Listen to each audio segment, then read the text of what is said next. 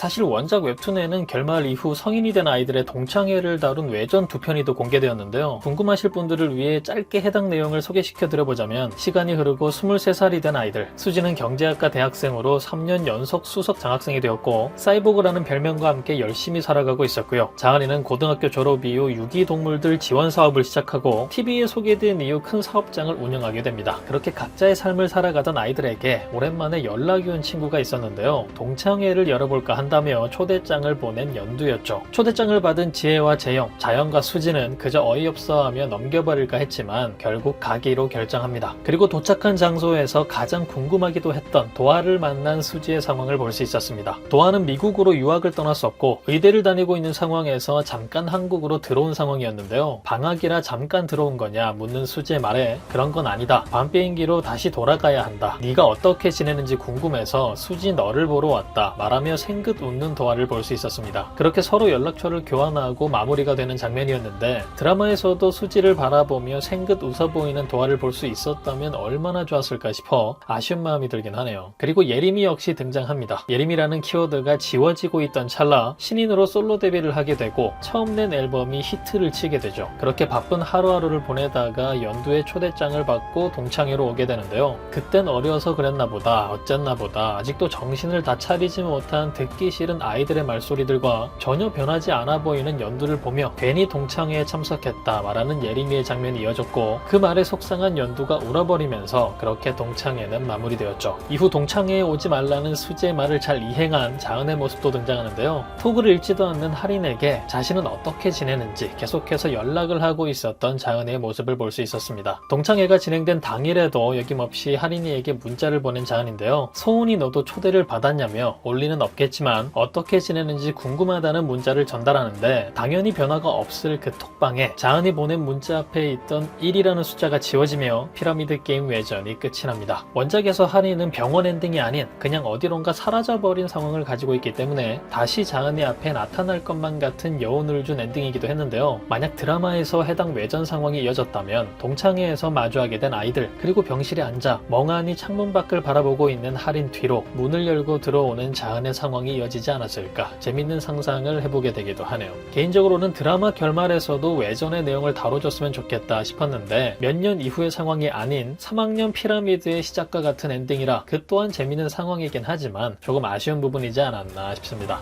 그리고 시청자분들께서 남겨주신 엔딩에 대한 의견들을 보다가 정말 공감되는 부분들이 있어 짧게 말씀드려보자면, 원작을 보지 않으신 분들은 다현이가 왜 마지막까지 집안에서 학대를 당했는지 이해하기 힘들어 하실 수도 있겠다 싶었는데요. 드라마에서도 아주 짧게 해당 상황에 대한 부분이 언급된 적이 있는 것 같긴 하지만, 원작의 이유를 말씀드리자면 다현에게는 원래 쌍둥이 남동생이 있었는데 태어나면서 동생이 유산되어 버렸고 부모에게는 남자아이가 필요했던 상황이라 태어나면서부터 동생을 죽여놓고 태어났다며 미움을 받게 된 다현의 설정이 있었습니다. 물론 원작에서도 결말이 난 이후 후기를 통해 알 수 있었던 것 같긴 한데요. 가정폭력이 쉽게 다룰 주제가 아닌데 왜 해당 부분에 대한 설명이 부족했는지 저 역시 조금 아쉬운 부분이긴 하네요. 결말을 통해 외전의 내용까지 볼 수 있었다면 시청자분들께 많은 사랑을 받았던 도아의 매력적인 모습들까지 많이 볼 수 있었을 것 같은데요. 여러분들께 피라미드 게임의 결말은 어떠셨나요? 그럼 저는 다음 영상에서 뵙겠습니다. 감사합니다.